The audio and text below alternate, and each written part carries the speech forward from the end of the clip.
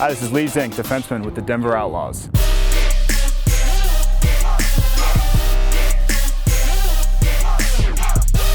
Today we're going to go over some stick position, some hand position, and also some a different perspective on how to cover a guy from behind.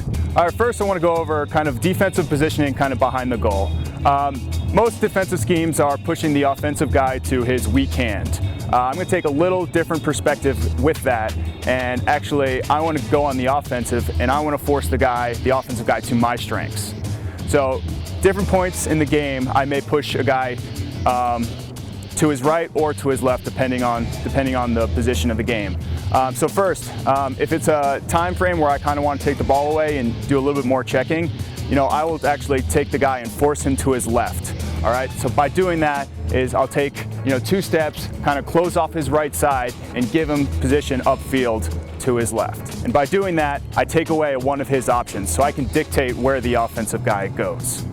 And what I like about going against a lefty, me being a lefty defenseman and going against lefty, it gives me a lot more opportunity to throw checks and try to take the ball away.